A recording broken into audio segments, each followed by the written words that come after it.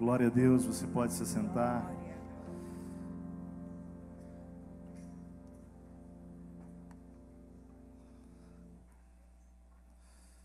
Bom dia, eu sou o Tércio.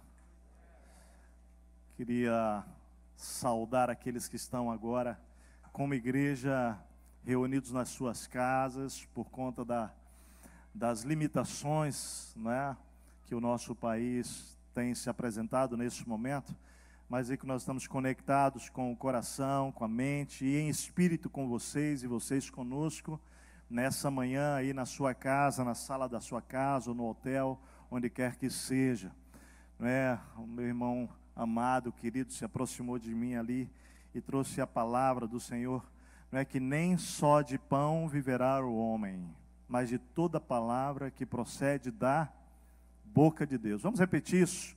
Nem só de pão viverá o homem, mas de toda palavra que procede da boca de Deus. Essa palavra ela é importante mesmo, porque ela nos ajuda a entender que no momento em que falta gasolina, em que falta mantimentos, em que falta alguma coisa, a gente pensa que a vida também falta. Mas nem só de pão viverá o homem, mas de toda palavra. E aí nós vamos entender como é que pode, né, a gente olhar para homens na história da Bíblia que jejuaram 40 dias, nem água tinham. É o caso, por exemplo, ou melhor, com água, mas é o caso de Moisés, que até sem água foi. Você pode imaginar, né? Então, porque estava sendo sustentado pela experiência da jornada com Deus, amém? Então não esqueça disso, não entre na murmuração e lembre que você tem muito mais do que o governo pode lhe dar, amém? Amém, queridos? É importante a gente entender isso. Eu quero agradecer a compreensão da igreja, porque nós ficamos realmente muito em oração, buscando direção de Deus, com as dúvidas que certamente você também estava, porque somos tão humanos quanto você, em relação a como aconteceria o domingo, né? O que faríamos, se liberaríamos, se não faríamos encontro pela manhã nem à noite.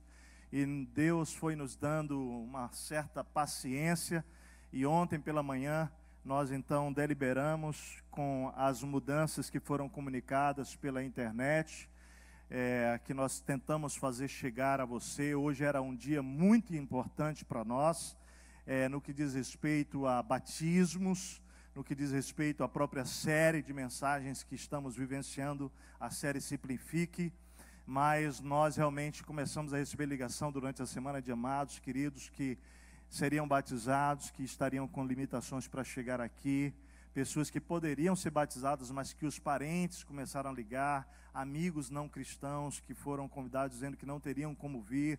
Então nós fomos discernindo isso no Senhor, e chamando uma multidão de conselheiros, para que a gente pudesse deliberar sobre esse assunto, os cursos que fazemos, e o que é mal maior, mal menor.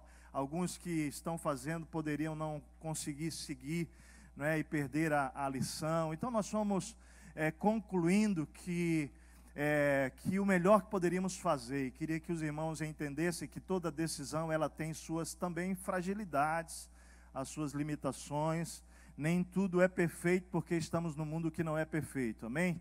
Mas queremos que os irmãos olhem para o coração da gente, nessa tomada de decisão, que foi procurando o melhor pela igreja. Então nós decidimos concentrar uma única celebração, até porque nossos servos comprometidos também estavam com limitações de vir para atender as duas demandas de ministérios, desde crianças, ou uma que fosse. Então nós fomos entendendo que deveríamos concentrar a celebração, e realmente liberar todos os nossos amados irmãos também dos nossos ministérios de apoio, não é? Desde ali o Ministério Infantil e outros ministérios que acontecem nesse momento, e transferir o batismo para um outro momento, e também transferirmos a mensagem da série, não é? Não falando nessa manhã a nossa mensagem dentro do Simplifique. O pastor Júnior traria a palavra hoje de manhã, e foi bem curioso mesmo isso, porque eu quero glorificar a Deus pelos nossos soldados aqui, pelos nossos,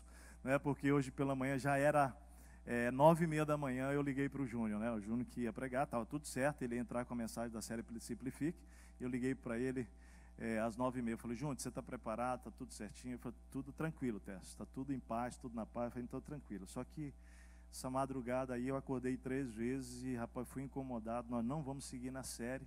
Então você se vira para pregar uma mensagem outra agora, tá bom? Eu imaginei, honestamente, que o pastor Júnior, né, o Juneco, como eu chamo, meu querido, amado discípulo, falei, ele ia virar para estar lá atrás, ele ia virar para mim e falar assim, tu tá doido, Tess? Não tem jeito, agora, nessa hora. Eu falei, pode deixar comigo, pode deixar que eu vou. Você quer outra palavra, é isso? Outra palavra. Vamos dar uma salva de palmas, louvar a Deus, que o cara estava pronto, gente, o cara tá soldado pronto. Eu falei, tem que ser assim o homem de Deus, a mulher de Deus, né? Tem que estar pronto. E ele estava pronto, aí eu comecei a rir do telefone, falei, não, fica tranquilo que eu não vou fazer isso contigo, não, deixa que eu assumo. Nessa hora a liderança última tem que assumir a responsabilidade, né? Mas eu louvo a Deus que posso contar com todos eles, Junão, glória a Deus pela tua vida. E aquilo que o Senhor me trouxe realmente ao coração tem a ver com o momento da igreja, tem a ver com o tempo que estamos vivendo, especialmente com aquilo que aconteceu a semana passada, que foi um grande passo na vida da Montserrat, quando nós decidimos tomar a nossa relação de membros, certo? E nós decidimos trabalhar em cima dela, definindo realmente melhor os membros da Igreja Batista Montserrat. E nós estamos trabalhando com isso há mais de 5 anos, querido. Só para você entender, o nosso cuidado em jamais provocar qualquer tipo de ferida, de machucar qualquer ovelha que é de Jesus em primeiro lugar, amém? Porque nós somos ovelhas de Jesus, mas que estamos conectados com uma comunidade local, com uma igreja local. Então hoje eu queria falar sobre isso. A igreja que queremos ser, aproveitando esse momento de desligamento de membresia que está no nosso papel de membros há mais de 10 anos, ou há mais de 5 anos, e que já não estão conectados na vida do corpo, não é? Nós não podemos fazer qualquer juízo se estão conectados ou não a Cristo Jesus, porque isso não nos cabe, amém, igreja? Mas nos cabe sim a responsabilidade de ajudar cada pessoa que se conecta a Cristo Jesus a compreender o que é a sua igreja, o que é a igreja de Jesus, o que é o corpo vivo de Cristo, quais são as expectativas, não é, na palavra, quais são as revelações na palavra acerca dessa igreja. E na verdade o meu coração está muito inclinado a que a gente organize uma nova série de mensagens voltado para isso. As nossas séries desse ano estão praticamente todas elas montadas, talvez já para o ano que vem, se Deus não nos orientar a fazer alguma alteração esse ano ainda, para que a gente possa levar a Igreja Batista Montserrat, e você que está chegando aqui, talvez vindo de outra igreja, ou vindo de um processo que nunca esteve conectado com a igreja, para entender o que é a igreja de Jesus, o que é esse negócio de igreja. E dizer para você que não é um negócio, igreja é uma família, igreja é um corpo vivo, igreja é um sonho divino, é algo que nasceu no coração dele. Por isso é algo extremamente sério, é algo extremamente importante, que tem nos levado, como liderança, serviu, a realmente dar alguns passos nessa questão de dizer, olha, vamos definir bem, à luz da Bíblia, o que é ser igreja, o que é ser parte de uma igreja, e qual é a minha missão como igreja dentro de um mundo caído, dentro de um mundo corrupto, dentro de um mundo que está realmente cada vez mais desorientado. E nessa perspectiva eu quero hoje investir o nosso tempo de meditação aqui falando sobre igreja. Eu convido você a abrir em Atos capítulo 2 comigo, Atos 2, e nós vamos começar por aí.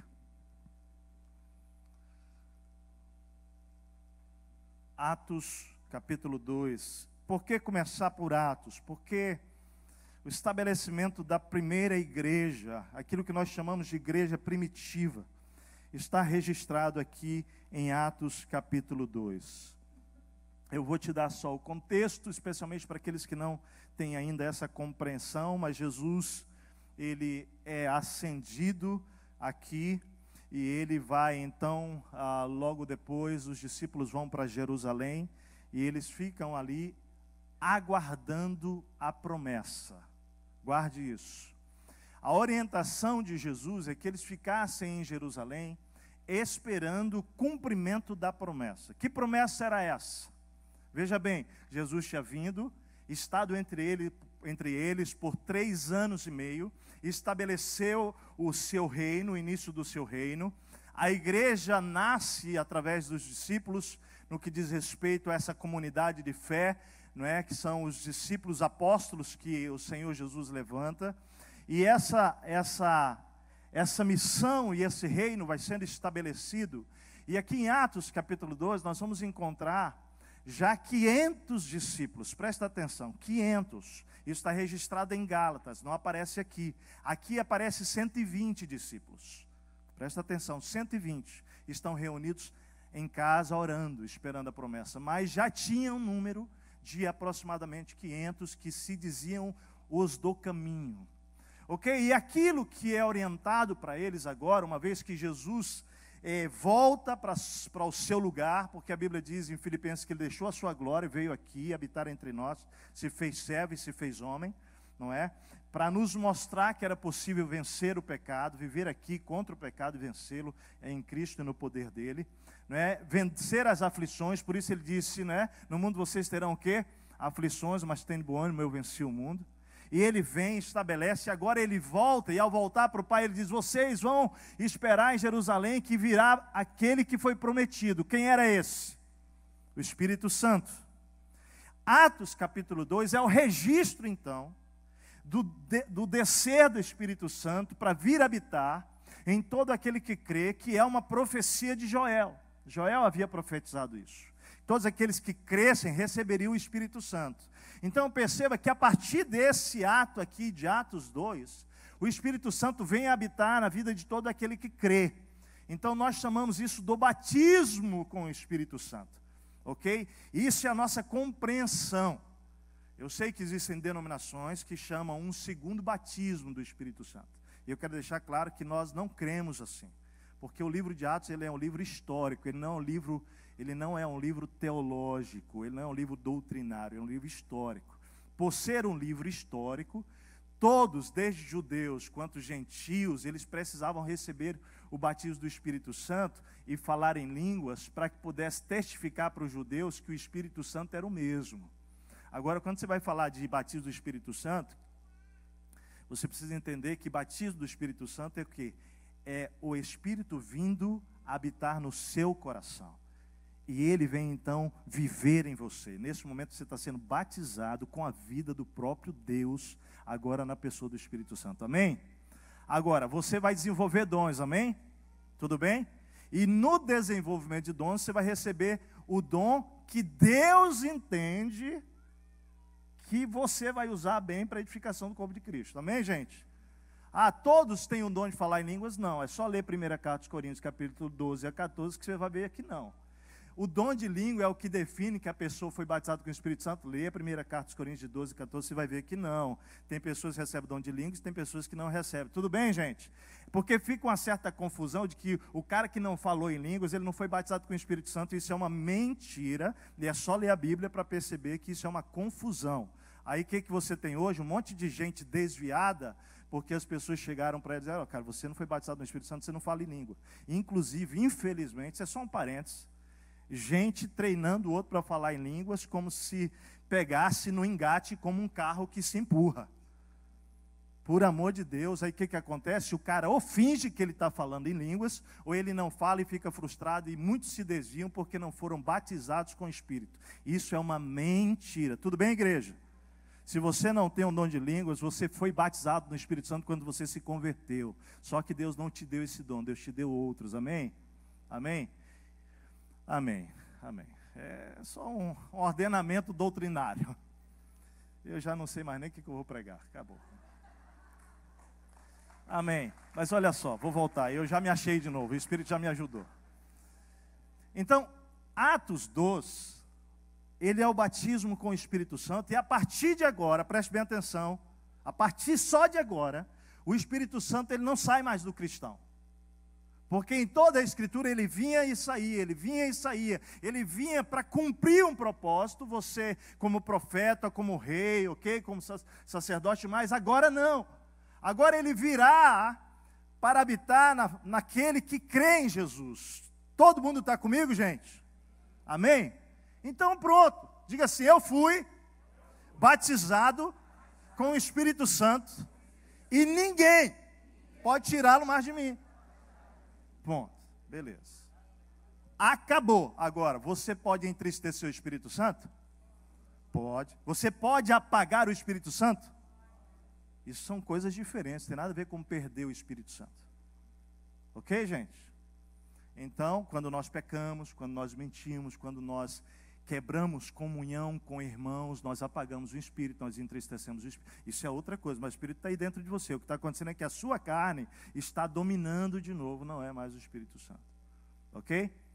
Então, entendido isso, a gente vai começar a olhar algo especial demais hoje aqui, que é o entendimento de que tipo de igreja nasce em Atos. Para então olhar para Atos e dizer, caramba, isso é ser igreja, então esse é o papel da igreja. E talvez para alguns que estão tão decepcionados com igreja, por líderes que falharam, ou por tantas outras coisas, você não deixar, querido, que uma ferida, algo que machucou você, quebre na sua vida a sua comunhão com o corpo de Cristo vivo, que é a igreja. Amém, queridos? Então eu queria dizer que a igreja que nós queremos ser, ela possui a cultura de Atos 2, a cultura da igreja dos apóstolos, amém? Da igreja primitiva, esse é o nosso sonho. Eu me lembro no início do meu namoro com Marta, queridos, a gente orando, dizendo, Deus, mas que tipo de igreja nós queremos estabelecer, Senhor? E a gente só ia para Atos 2, você pode imaginar que essa palavra está dentro de nós, muito antes de a gente se conhecer, e quando a gente se conheceu aquilo, não é? E a olhar para a nossa equipe pastoral e dizer que a gente olha para Atos, a gente diz, nós acreditamos nisso como igreja. Eu quero te convidar a entender que essa igreja, preste bem atenção, ela possui uma nova cultura. O que quero dizer com isso? É uma cultura diferente da sociedade. Existe uma cultura estabelecida na nossa sociedade, você entende isso? Entende? Que é o governo dos homens. Mas a igreja, ela é um reino governado por quem? Por Deus. Nasce a igreja. E essa igreja, que é governada por Deus, ela entra numa cultura dos homens para gerar o quê? Gerar o quê, gente? Transformação. Mudança, para influenciar. O alvo de Deus, presta atenção, é que a cultura dos homens seja subjugada à cultura do reino de Deus. Obrigado. Obrigado.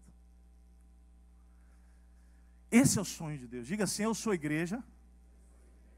A igreja não é prédio. A igreja sou eu. E Deus me colocou nesse mundo para estabelecer a cultura do reino dele. A gente precisa entender isso.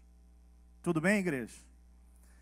Então essa cultura, ela é uma cultura tão profunda, tão linda, presta atenção, que ela vai atrair aqueles que estão inseridos na cultura do mundo. Esse é o contexto. Agora, eu tenho que dar uma palavra que às vezes eu acho que crente é chato. Às vezes eu acho que crente é arrogante. Às vezes eu acho que a gente, como igreja, se coloca diante da sociedade como se nós fôssemos os mais. Isso é uma tremenda arrogância. Porque, na verdade, nós somos o que somos pela graça e misericórdia de Deus. E uma vez que você faz parte dessa comunidade espiritual, você nunca pode esquecer de onde você veio, para que você tenha amor e compaixão por aqueles que estão lá. Nós nunca podemos olhar de outra maneira. Não existe qualquer superioridade, o que existe é graça, gente. Porque eu só não estou fazendo o que o mundo está fazendo, porque o Senhor graciosamente me tirou de lá. Mas todo o potencial para fazer o que o mundo faz está dentro de mim ainda. Só que Jesus hoje vive em mim. E Ele tem mortificado essa carne, capaz de fazer todo tipo de miséria e desgraça. Então nós não somos melhores que ninguém, amém? Vamos ler Atos 2, então, 40 a 47. 40 a 47 de Atos, capítulo 2. Aqui é o final do discurso de Pedro, porque logo após todo aquele momento da descida do Espírito Santo, Pedro começa a discursar, e a Bíblia diz que nesse discurso algo extraordinário acontece. Eu quero que você leia comigo. Versículo 40 diz assim, eu vou ler o 38. Pedro respondeu, arrependam-se, e cada um de vocês seja batizado em nome de Jesus Cristo, para perdão dos seus pecados, e receberão o dom do Espírito Santo. Na verdade, as pessoas começam a perguntar, ao ouvir o discurso de Pedro, né? Aflitos no coração, e aí, o que nós vamos fazer? E Pedro responde, arrependam-se, cada um de vocês será batizado em nome de Jesus Cristo para perdão dos seus pecados e receberão o dom do Espírito Santo, pois a promessa é para vocês, para os seus filhos e para os que estão longe, para todos quanto o Senhor, o nosso Deus, chamar. Aqui ele está confrontando os judeus, que achavam que a promessa era só para os judeus. Ele está dizendo, é para os que estão longe também, não é só para vocês, é para os filhos, mas é para os que estão longe, todos aqueles que buscarem, que invocarem o Senhor, que o Senhor chamar. Aí o 40 começa assim, com muitas outras palavras, os advertia e insistia com eles, salvem-se desta geração, o quê? Você acha que essa palavra serviria para hoje? Salvem-se. Se Pedro estivesse hoje aqui, a palavra dele seria a mesma. Salvem-se, salvem-se desta geração perversa, corrompida, salvem-se dela. Os que aceitaram a mensagem foram batizados, e naquele dia houve um acréscimo de quantas pessoas? Imagina, pregaçãozinha, 3.000 pessoas se converteram no final. Então de 500 a igreja passou a 3.500 membros naquele dia.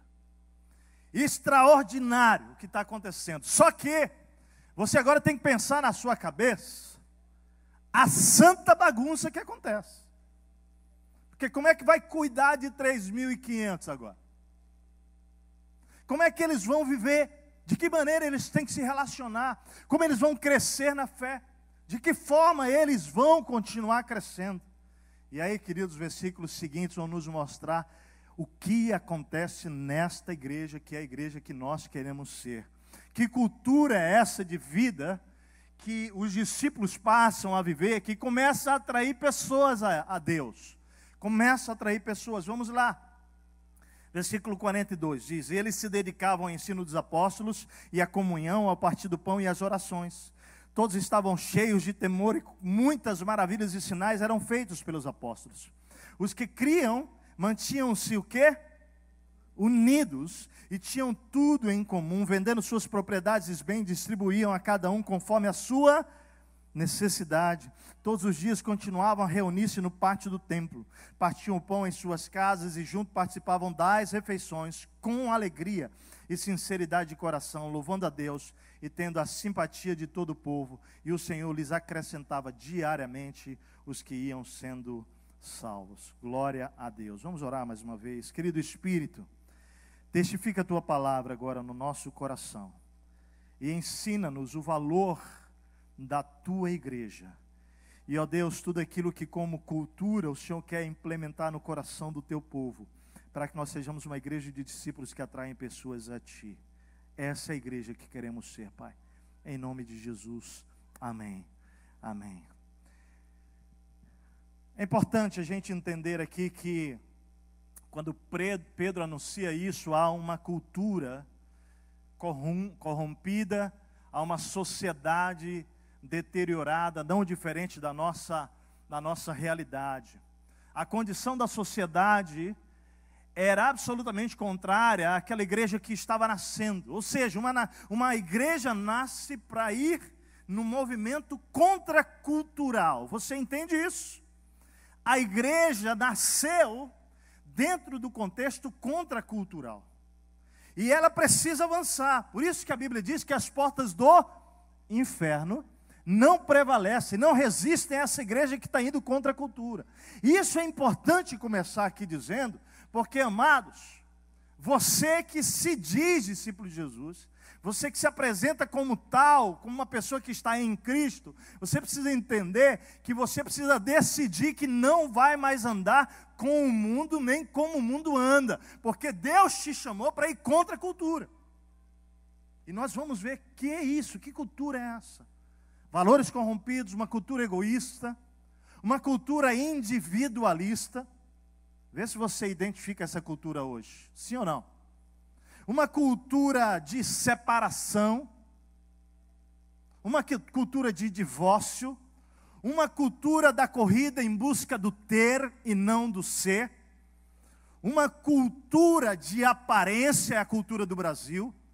Ontem nós falamos para nossas filhas sobre essa cultura desgraçada que o nosso país tem, que nós precisamos, como povo de Deus, dizer, nós não somos o mesmo, que é uma cultura que no momento de guerra, de batalha, de dificuldade de um país, onde as pessoas estão precisando de gasolina para ir de um lado para o outro trabalhar, o cara põe em R$14,99. Isso é uma cultura de oportunismo. Isso é uma cultura de falta de compaixão e misericórdia, de altruísmo, de solidariedade. Amado, o povo de Deus inserido nessa cultura não pode aceitar isso. E aí deixa eu te dizer, se você é cristão e você tem um negócio, e você acha que agora é a sua hora de ganhar dinheiro, quer dizer, não, agora é a sua hora de se repartir. Porque é o coração da sociedade nossa, que não conhece o evangelho de Cristo, que é o do repartir a vida do Filho, do único Filho com a humanidade inteira, é a cultura que está querendo ganhar dinheiro agora. Por isso que o evangelho ele é contracultural. Ele se posiciona. Ele diz, não posso. Eu não posso nem alimentar, pois eu vou ficar sem gasolina e não vou pagar para esse que está sendo oportunista. Porque precisa mandar uma mensagem para ele que isso não está certo. Então temos que olhar para esta igreja nesse contexto e trazer isso para hoje. E dizer, meu Deus, então a igreja nasce num contexto onde ela se posiciona para ir contra a cultura. E a gente não pode perder esse foco como igreja de Jesus. A gente não pode aceitar. Precisamos entender que quando a igreja é invadida, tomada pela glória de Deus, pelo envolver da vida de Deus nela, pelo domínio do Espírito Santo, ela não apenas ela é transformada, amém, igreja? Porque estamos sendo transformados, como ela muda, ela é agente de transformação da sociedade, do sistema que está estabelecido, seja ela social, emocional, cultural, espiritual, pela submissão do Espírito Santo. É por isso que você tem um país com uma cultura de divórcio, mas que quando você vem a Cristo, e aí não importa se você está divorciado 2, 3 vezes, meu amado, você precisa entender, a minha cultura agora ela é a de Cristo, não é mais a da sociedade. Então agora o meu casamento ele é único e para sempre acabou. Deus vai te capacitar a viver um casamento abençoado agora, daqui para frente, amém? Você tem que entender, é contracultural, mas a sociedade, todo mundo se divorcia, você se converte, acha que continua divorciando, mas não, deixa eu falar, uma vez que você está em Cristo, uma vez que você se divorcia, a monte cerrado, por uma questão de decisão sua, nós temos um posicionamento de não recasar nessas situações. Aí nós vamos estudar caso a caso, porque sempre tem ali as situações que nós sabemos de abandono, de tantas outras coisas, caso a caso nós vamos estudando. Mas é importante entender, porque às vezes tem uma cultura aí fora, Monte Serra, proibido entrar de pessoas perfeitas, né?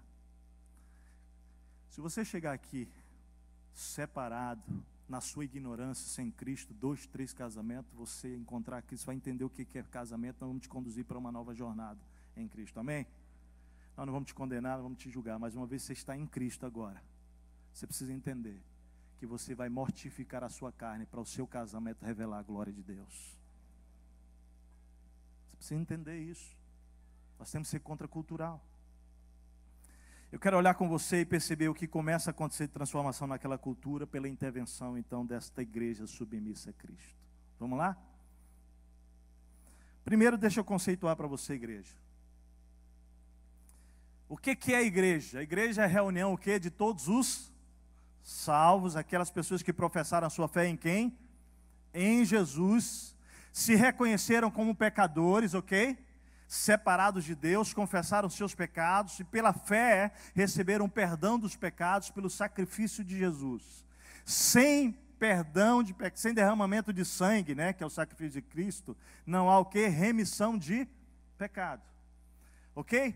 Gálatas 3, versículo 20, vai mostrar, querido, que aí não há judeu, nem grego, nem escravo, nem livre, homem, nem mulher, pois todos são um em Cristo. Então a igreja é retomada de Deus, de Jesus, do propósito eterno de Deus, para a raça humana. E ele estabelece isso em Jesus. E aí não há acepção de pessoas nessa igreja, amém, queridos? Negros, brancos, amarelos, ricos, pobres, Jesus morreu por todos, amém? Estamos juntos? Efésios 3,14 diz que um só Deus e Pai de todos. A promessa feita a Abraão, de ti farei uma grande nação, se cumpre em Jesus, o Cristo de Nazaré, Gênesis 12, 3. É Cristo quem derrama o seu Espírito sobre toda a carne, Atos 2, 17. Logo, preste atenção, ser da fé de Cristo, ou ser da fé em Cristo, é ser igreja. Não tem como separar as duas coisas. 1 Carta de Coríntios 12, 12 diz assim: um espírito, um só corpo, Cristo é a cabeça desse corpo. Então, não é possível você dizer assim, eu sou de Cristo, mas eu não gosto do corpo de Cristo. Você está entendendo isso? Quer dizer, Cristo é a cabeça do corpo, eu estou conectado com Ele. Agora, o corpo de Cristo é a igreja, o corpo eu não quero saber. É a mesma coisa de eu dizer, eu caso com a cabeça da Martim, mas o corpo dela não me interessa, eu não gosto. Faria sentido? Não tem lógica. Se você está em Cristo, você está conectado com a cabeça, mas com o corpo inteiro. Amém? No mundo espiritual isso já aconteceu. Agora, por quê? Nós temos decepções com a igreja local, com pessoas, com liderança, tal, a gente começa a dizer assim, mas eu quero saber da igreja não, essa igreja aí eu não quero saber. Mas deixa eu te dizer, você está conectado com ela, quer você queira ou não, porque isso é espiritual. Só que você está deixando de viver a plenitude do que Deus planejou quando você pensa assim. Mais do que isso, você está deixando de amadurecer. Eu gosto muito quando fala que como ferro afia o ferro, assim o seu companheiro afia o outro companheiro. O companheiro afia o outro companheiro. Nós somos afiados pelo relacionamento, amém? Tem muita gente que não consegue parar no trabalho, tem muita gente que não consegue parar em casamento, tem muita gente que não consegue parar em igreja, porque até hoje não entendeu a bênção dos relacionamentos para o crescimento pessoal. Continua infantil, continua criança. Deixa eu te dizer, as pessoas que vivem ao seu redor, elas foram colocadas por Deus para formar Cristo na tua vida. Recebe isso, meu amado, e cresce. Porque igreja é isso. É oportunidade de crescimento. É isso. A igreja, a palavra quer dizer eclesia, ela aparece no Novo Testamento 114 vezes.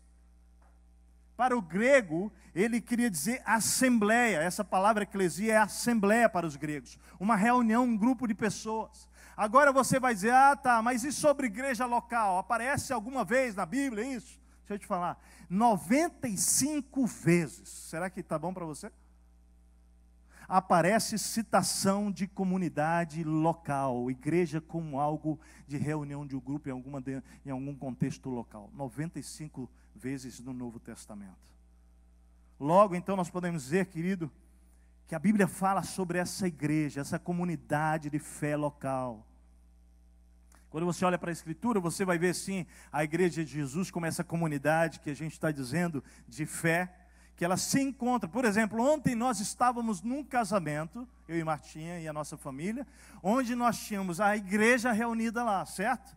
Mas não era Monte Serra só que estava lá, a igreja de Cristo estava reunida lá. Tinha outros amados irmãos reunidos conosco, que são pessoas que professam a fé em Jesus, mas não estão na comunidade local da Monte Serra. Então, a igreja estava reunida lá? Estava.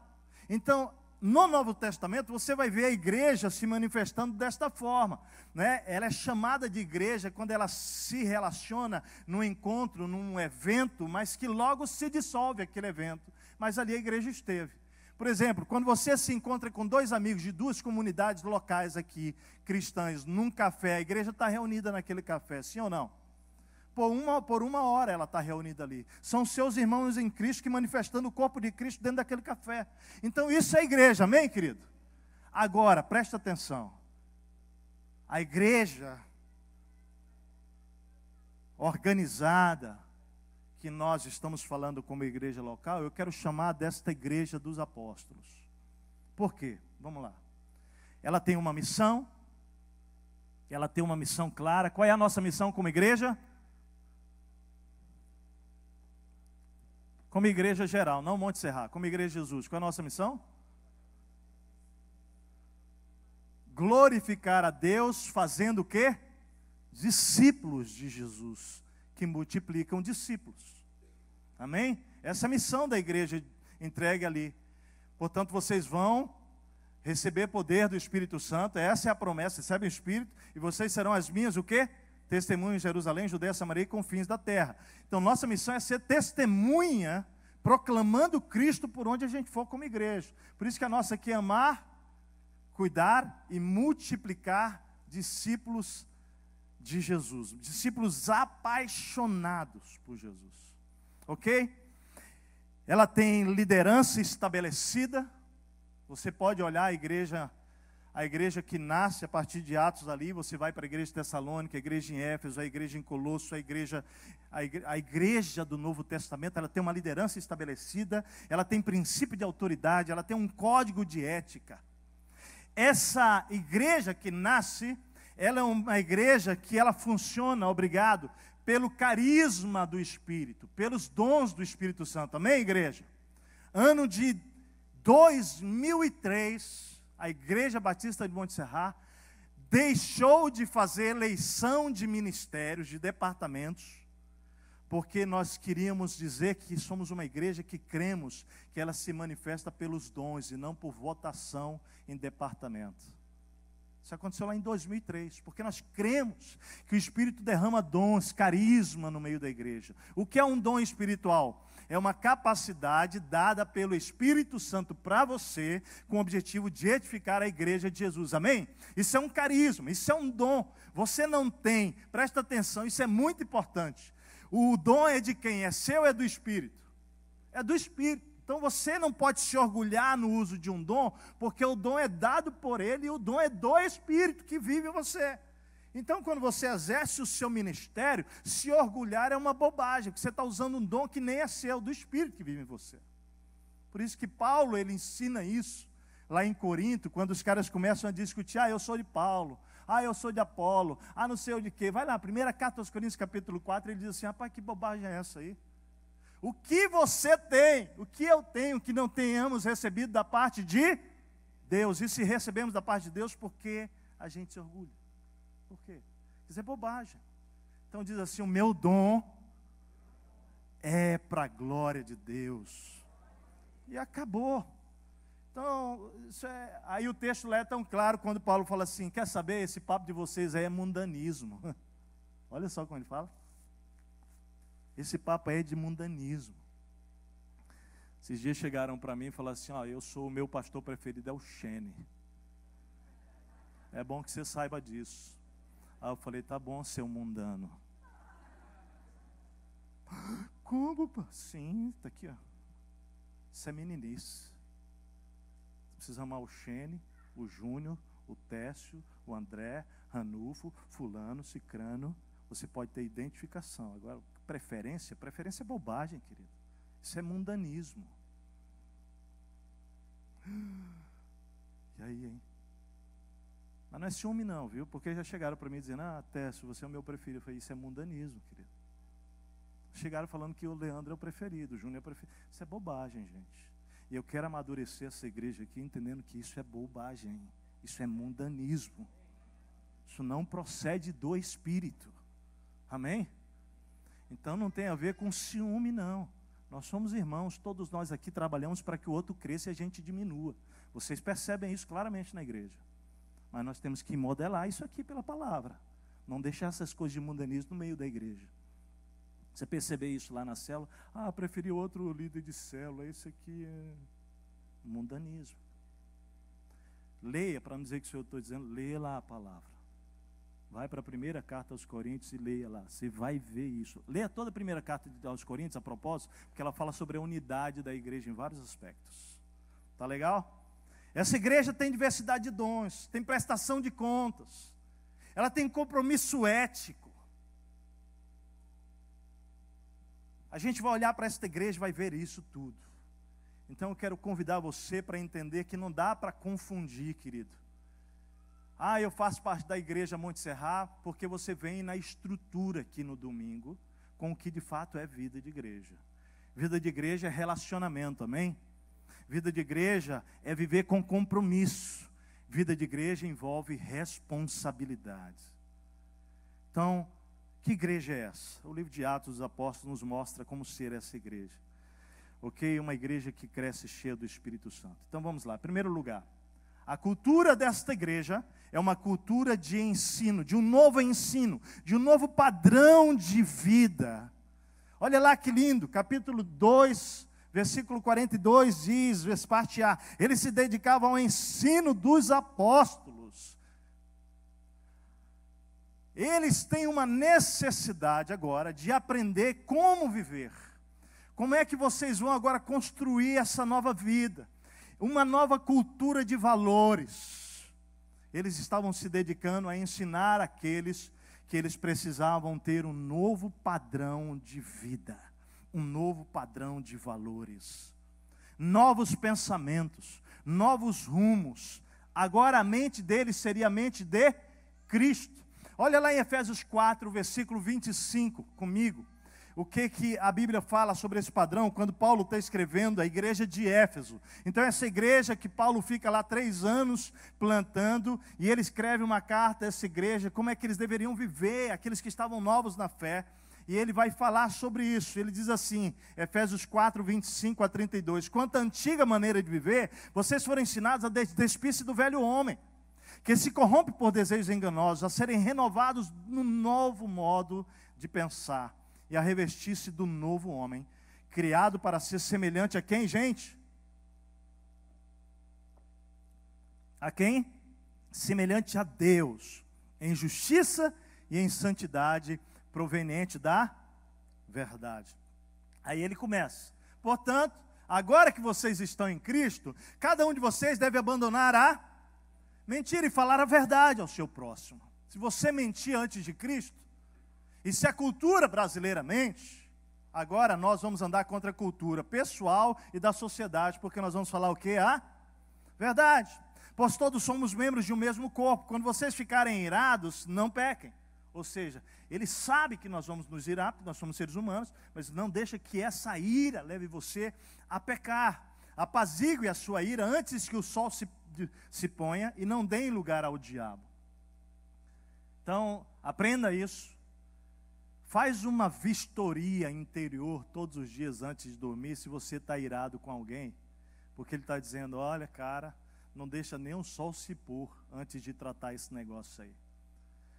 Você concorda que nós fazemos parte de uma sociedade de relacionamentos quebrados? E uma sociedade que acredita que pode viver a vida desse jeito, sem consertar relacionamentos? Deixando o tempo consertar as coisas? A pergunta é, o tempo conserta? Não, o tempo agrava. A contracultura desta igreja, que está inserida na sociedade, é dizer o seguinte, não, eu não posso guardar nada no meu coração, eu vou perdoar meu irmão, como Cristo me perdoa. Amém, igreja? Essa é a igreja indo contra a cultura. O que furtava, não furte mais. Antes trabalhe fazendo algo de útil com as mãos, para que tenha o que repartir com quem estiver em necessidade. Olha que coisa linda, ele está dizendo, cara, você furtava, agora não, agora você vai trabalhar. E olha que lindo, você vai trabalhar, não é só para suprir a sua necessidade, é para agora você, ao invés de roubar, você vai repartir com os outros. Olha a transformação de uma pessoa em Cristo, gente. É algo poderoso, é algo extraordinário. Eu me lembro de uma vez que a gente levou uma pessoa a Cristo e ele era ladrãozinho de rua. Isso ainda lá no Ministério Jovem em Curitiba. E nós saíamos nos carnavais, às madrugadas, para tirar as pessoas das ruas bêbadas e tal. E dentre eles tiramos um cara que era ladrão, um jovem. Eu lembro bem quando a gente começou a trazer-o para o culto, eu avisei para a galera que a gente precisava orar por ele, ajudar, apoiar, mas o povo começou a, especialmente as meninas com aquelas bolsinhas, começaram a esconder as bolsinhas. Aí eu falei, nós nunca vamos saber se esse cara está curado se você esconder a bolsinha.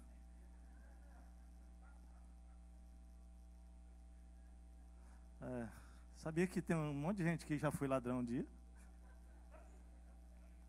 Pessoal, a cultura do Evangelho é essa. Nós vamos acolhê-los aqui, amém? Todo tipo de gente. E confiar que o Espírito Santo vai trabalhar na vida dele.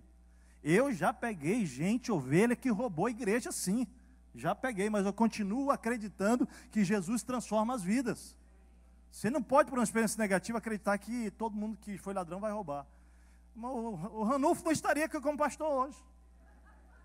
O último roubo dele foi um avião da Nestlé, você pode imaginar? O Senhor mudou a vida dele. Transformou. Glória a Deus. Hoje é pastor dessa igreja. Você olha para mim e você, Tessa, eu também já roubei. Já roubei em supermercado quando era guri. Você já roubou alguma coisa no supermercado? Eu já. Uma vez uma das nossas filhas roubou. Eu não vou falar quem é, porque não interessa. A gente estava lá alugando um filme. Aí quando eu vejo, entrando no carro para ir para casa, estava... O que era? Tu te lembra, Martinha? Era outro filme, né? Aí eu achei tão legal, eu trouxe. Claro que nesse caso ela era bem novinha, não sabia de nada. Eu falei, filho, você furtou, filho. Furtar, o que é furtar? Isso que você fez. Pegamos, levamos a nossa filha de volta lá, né? E foi muito legal, ela chamou o gerente, ela mesma. E ela contou para o gerente que tinha feito, mas que ela não sabia o que era, desculpa e tal. O cara deu um abraço nela, foi muito legal. Mas assim, a gente faz, né, as coisas, a nossa natureza é pecaminosa. Queridos, ele fala, não saia da vossa boca nenhuma palavra, o quê? Torpe. Você falava palavrão antes, sua boca era cheia de torpeza, cheia de piadas imorais, indecentes. A nossa sociedade, você concorda que a boca da nossa sociedade, ela é uma boca torpe e suja? Agora presta atenção, nós não vamos julgá-los, tudo bem? Só estamos constatando a realidade. Agora nós vamos plantar uma igreja contra a cultura, que quando Cristo muda a sua vida, Ele muda o seu linguajar também, amém? Ele muda as suas palavras, Ele transforma. Você amaldiçoava, agora a sua boca faz o quê? Abençoa a igreja.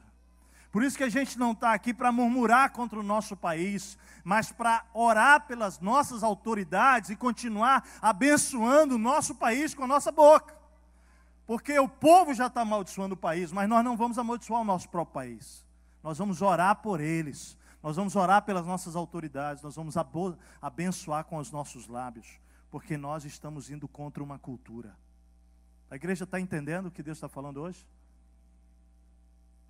Aí ele continua dizendo, que saia da sua boca só o que for útil para edificar os outros, conforme a necessidade, para que conceda graça aos que o ouvem. Eu gosto demais desse texto, porque para mim a ideia sempre é o seguinte, antigamente as minhas palavras eram tão chulas, que as pessoas não me aguentavam perto, mas agora o que sai da minha boca é tão profundo, é tão especial, que gera no meu ouvido, no ouvido do outro, graça, algo que parece que vai queimando o coração da pessoa. Você já se deu conta de estar com alguém assim, que você começa a ouvir a pessoa e ela vai falando e você não quer que ela saia dali, porque da boca daquela pessoa só sai palavra que traz vida. Deus te chamou para isso, amém, igreja? É isso que a gente precisa ser na sociedade. Não entra, se tiver numa roda, mano, e todo mundo estiver amaldiçoando, pede para Deus te encher do Espírito, para que da tua boca saia a palavra de vida ali, que vai queimar no coração daquele povo, e eles vão falar mais um pouquinho. Fala mais, fala mais. E você, cheio do Espírito, vai pronunciar palavras que trazem esperança, não morte. Livrem-se de toda armadura, olha lá, de toda amargura, indignação, ira, gritaria, calúnia. Gente, olha aí, deixa o Espírito ir fazendo aquele, como é que é o exame? É um check-up? É uma varredura em você aí, querida, agora. Deixa o Espírito falar, cara, eu sou uma pessoa que tenho vivido amargurada, eu sou uma pessoa que tenho vivido sempre indignado com todo mundo, e tudo é ruim, tudo é chato, e tudo é aquela pessoa crica. Eu tenho sido uma pessoa irada. Eu tenho uma pessoa, querido, que só grita, que o tempo inteiro está gritando, gritando. Eu sou uma pessoa que eu calunio os outros, que eu tenho prazer em falar mal dos outros. Lembra que Paulo está escrevendo para a igreja em Éfeso, ele está dizendo o seguinte, livra-se disso, porque agora você está nascido em Cristo. Isso era quem você era antes, amém? Agora você não, isso não te pertence mais, isso não faz parte mais da tua vida. Se você caluniava, agora o Senhor vai usar os teus lábios para fazer conciliação, para elogiar pessoas, para trazer realmente pessoas para um ponto de admiração e não de depreciação. Deus transforma, nos chama para isso. Aí ele fala, sejam bondosos e compassivos uns para com os outros, perdoando-se mutuamente, assim como Deus os perdoa em Cristo. E aqui nesse texto eu acho importante citar isso, de que se você se identifica com Cristo, se eu me identifico com Cristo, um dos maiores sinais dessa identificação é que assim como Cristo me perdoou, eu vou perdoar. Não existe chance de você dizer que é um discípulo de Jesus e não perdoar alguém. Não existe essa chance, porque você só é um discípulo por causa do caminho do perdão.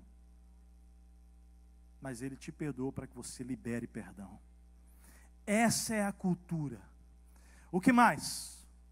O que essa cultura está sendo transformada? Primeiro pelo ensino, novo padrão de vida. Mas agora, querido, aquela cultura de Atos está sendo transformada por um novo jeito de se relacionar com o dinheiro.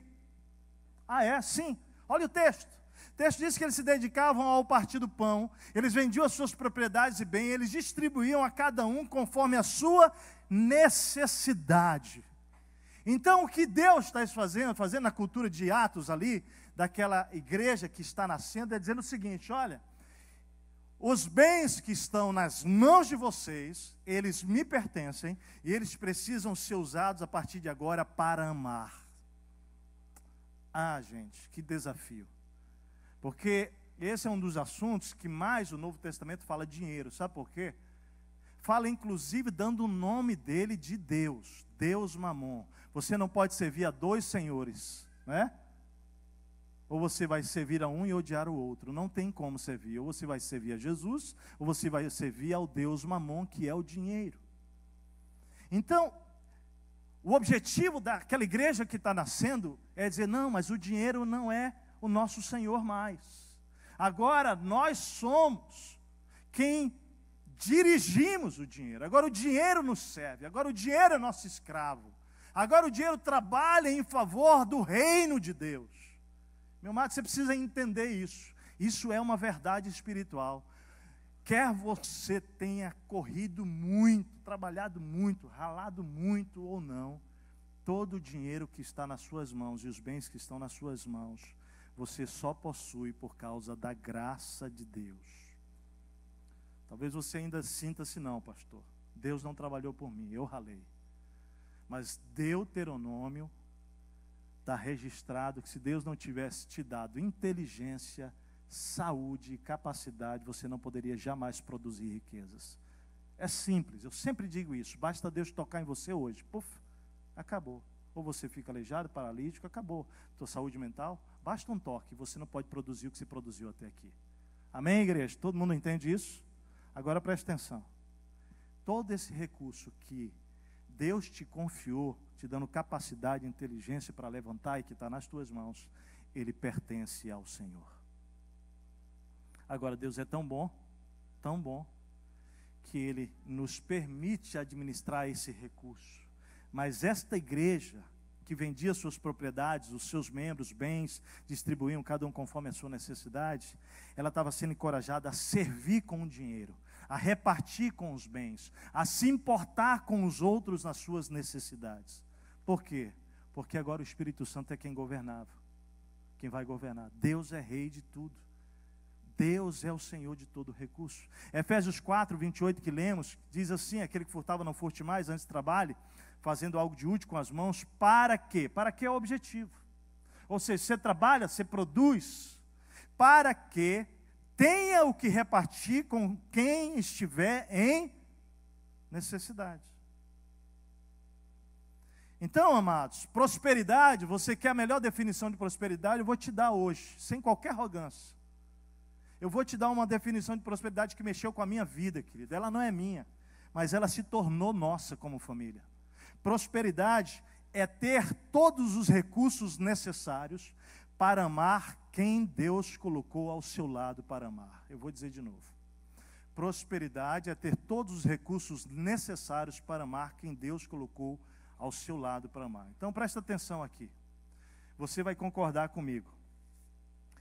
É possível que uma pessoa que tem uma casa com um quarto e um banheiro e uma sala possa ser mais próspera do que uma pessoa que tem uma casa com 8 quartos?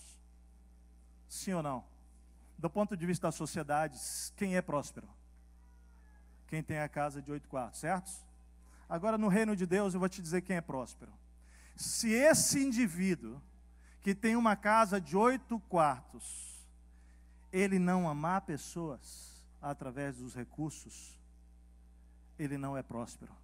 Ele é rico, mas prosperidade é outra coisa. Aquela pessoa que tem uma casa com um quarto, uma sala e um banheiro, mas ela enche aquele lugar de pessoas, de crianças. Eu tenho uma pessoa que eu conheço aqui, dessa igreja, uma família, que nós visitávamos na Lomba do Pinheiro, uma casa simples, pequena, mas aquela casa foi um instrumento para a salvação de multidão de pessoas. Eu estou te falando sem exagero. Muitas pessoas foram salvas ali dentro, naquele contexto. Essa pessoa é próspera. Prosperidade é você saber o que fazer com o seu carro em benefício aos outros. Prosperidade é o que se faz com sua casa em benefício aos outros. Prosperidade é o recurso que você tem no banco e que você disponibiliza para Deus para suprir necessidade de pessoas que Deus coloca diante de você. Deus quer estabelecer essa cultura. Por isso que primeira carta a Timóteo, quando Paulo escreve a Timóteo, no capítulo 6, ele diz: vocês que são ricos, sejam ricos em repartir. Ele está falando prosperidade real, é quando você usa o que eu te dei para amar pessoas. Então diz assim: eu quero ser uma pessoa próspera. Diz isso: eu quero ser uma pessoa próspera. Nessa perspectiva. Essa nova cultura do reino. Agora eu pergunto: essa é a cultura da nossa sociedade? Qual é a cultura da nossa sociedade? Ter mais para ostentar, para si mesmo, para usufruir, mas pouco para repartir. Estou com um papelzinho aqui ou está tudo bem? Terceiro, eu vou fechar aqui. Uma nova cultura, um novo padrão de relacionamentos. Essa igreja que está nascendo, eles se dedicavam à comunhão. Aqui há uma cultura de unidade, de comunhão. O texto diz que eles mantinham-se unidos. Os que criam mantinham-se unidos e tinham tudo em comum. Eles partiam pão de casa em casa e junto participavam das refeições com alegria e sinceridade de coração. Gente, se tem uma coisa boa é tu reunir gente em torno da tua mesa em casa. É bom, não é? É bom demais. E querido, talvez você diga assim: mas pastor, eu estou tempo sem fazer isso porque a grana lá em casa está curta. Deixa eu te dar outra dica, outra técnica, né? Fala o seguinte: vamos comer aqui em casa, cada um traz uma coisinha e a gente come juntos. Faz um junta-panela, amado. É uma coisa maravilhosa. Reúne. A gente se reúne, a equipe pastoral inteira, cada um traz uma coisinha, né? Cada um e a gente come junto, a gente celebra, e é tão gostoso, é tão precioso. Mas de vez em quando, mano, mete a mão no bolso e diz: eu vou fazer algo muito especial para a família tal. Eu quero valorizá-los, eu quero dizer como eles são importantes para mim. Eu quero mostrar como nós os amamos. Faz isso, amado. Você não tem noção do que uma mesa, comer em torno dela, em nome de Jesus, provoca no coração de alguém. Você não tem noção. A palavra comunhão quer dizer, sabe o quê? Comer juntos, querido. Você chama para comer na mesa da tua sala pessoas que você quer ter o quê? Proximidade, unidade. Você quer amadurecer isso. É algo poderoso. Isso é algo lindo, fantástico. Eu quero dizer que eu e Martinha temos aprendido muito, mas muito mesmo, né, com muitas pessoas desta igreja, né?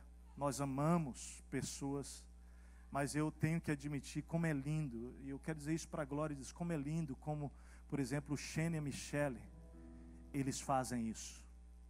Como é lindo, Shane e Michelle. Como vocês têm nos ensinado sobre isso. Como vocês receberam de Deus um dom, não é? A hospitalidade, presta atenção, é um princípio espiritual para toda a igreja, amém? Todos nós somos chamados para sermos hospitaleiros. Mas há, dentro da comunidade, pessoas a quem Deus dá dom de hospitalidade. Eu vejo isso muito forte em vocês. Nós respeitamos e temos aprendido vocês. Vejo isso no Leandro e na Cris também, na nossa equipe, que são outro casal também que tem o dom de hospitalidade, que estão sempre reunindo pessoas. E nós temos aprendido isso. Eu e Martinha sempre fizemos hospitalidade por uma consciência espiritual. Mas não é o nosso dom natural. Não é. E não tenho vergonha disso, porque o Senhor dá o dom conforme lhe apraz. Mas eu, quando vejo pessoas com dons como eles, eu digo assim: Senhor, eu quero aprender, né? Eu quero aprender. E aqui nessa comunidade local eu estou vendo pessoas que fazem isso de uma maneira extraordinária. Mas deixa eu falar, você não precisa ter o dom. Você precisa decidir só amar. Amar. Amar. E saiba que um jantar, um café da manhã, um lanche à tarde, um café à noite pode mudar a história de uma pessoa. Você não tem noção. Pode fazer ela sentir-se parte de algo que até então ela não sentia. Queremos ser esse tipo de igreja, amém, igreja? Onde ao invés de fechar as janelas e as portas, nós vamos fazer o quê? Abrir e convidar as pessoas para virem. E deixa eu dizer, convida também quem você não gosta. Porque esse é um exercício muito importante. Convidar pessoas que você não tem necessariamente identificação, mas que ela é parte desse corpo e que você deseja que Deus aprofunde laços, que Deus aumente essa relação. Faça isso. É um desafio, mas Deus tem isso para nós. O texto diz que essa igreja vivia desse jeito. A oração de Jesus em João 17 era para que nós fôssemos o quê? Um. E que o mundo olharia para a igreja de Jesus e veria a unidade nisso. Amado, eu quero terminar essa mensagem lendo a última parte desse texto. Vem comigo. Porque a conclusão nossa, versículo 2, capítulo 2, versículo 47. A gente podia falar muito mais aqui, falar da cultura de poder que nasce nessa igreja. Eles se dedicavam à oração, louvavam, milagres aconteciam. Logo acontece a cura do coxo, você lembra? Atos capítulo 3. E essa igreja que vai se embriagando, presta atenção, com o Espírito Santo. Se embriagando do Espírito. Ela começa a se manifestar em poder e glória naquela sociedade. E isso é tão lindo, mas tão poderoso, que o texto diz, lá no capítulo 2, versículo 47. E o Senhor lhes acrescentava diariamente os que iam sendo salvos. Posso falar de um sonho para vocês? Eu ainda sonho nessa igreja de Atos 2. O dia que nós vamos saber que todos os dias nessa cidade de Porto Alegre, Canoas, Gravataí, Grande Porto Alegre, alguém está sendo salvo, se entregando a Cristo por meio de uma comunidade de fé que decidiu andar contra a cultura. Meu amado, deixa eu te dizer, essa igreja que nasceu em Atos é a nossa igreja. É você, sou eu. Amém? Porque nós somos do mesmo movimento de Atos capítulo 2. Nós fomos batizados com o Espírito Santo quando nós cremos. Sabe o que significa isso? Que o mesmo poder que levantou aquela igreja naquela sociedade corrupta para atrair aquela sociedade a Deus é o poder que está sobre mim e sobre você.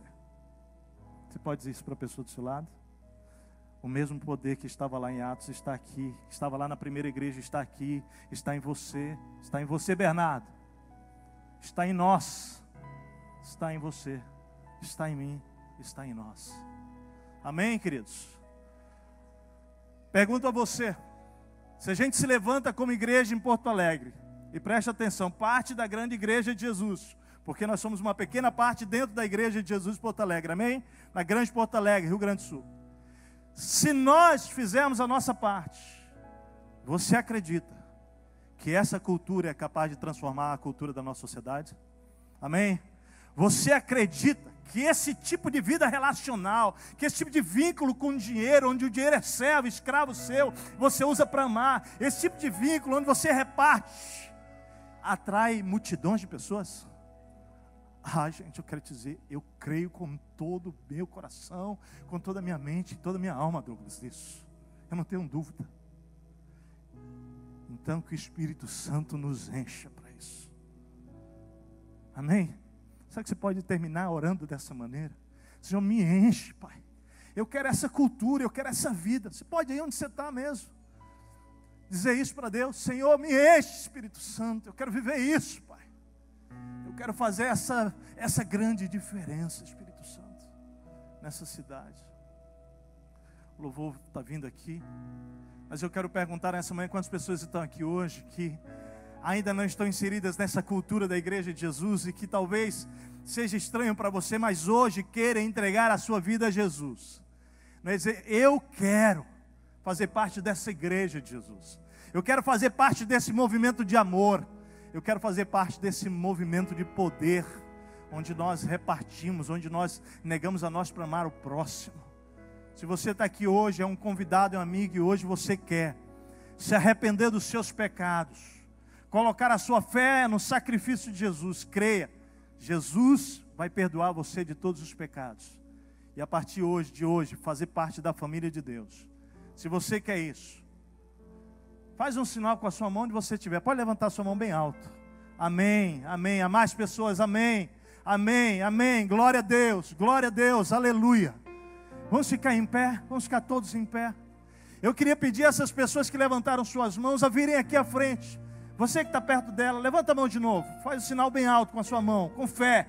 Aê, quem está perto, traz essa pessoa aqui. Nós queremos abraçar você, nós queremos orar com você. Nós queremos te acolher aqui nessa manhã. Bem-vinda, querido. Jesus ama você. Glória a Deus. Pode vir, venha, amado, vem. É assim, o Senhor vai acrescentando dia a dia. É Ele quem faz, é Ele quem opera. O milagre é dEle, a obra é dEle, e todos para Ele. Bem-vindo à família de Deus. Louvado seja, bem-vindo, querido, bem-vindo aqui. Vem aqui, por favor, bem-vinda, querida, bem-vinda. Fica aqui pertinho, gente, fica aqui pertinho. Fica aqui, pode chegar para a gente liberar aqui o pessoal. Bem-vinda. Deus abençoe você, bem-vindo. Ei, rapaz, Deus te abençoe. Mas alguém que hoje quer entregar a sua vida a Jesus, enquanto cantamos essa canção, você sai do seu lugar e vem aqui, e nós queremos orar com você. Nós vamos sair daqui, igreja, hoje, prontos para ir contra a cultura. Amém? Orando pela nossa nação, abençoando, repartindo, fazendo diferença nessa terra, para a glória de Deus. Amém.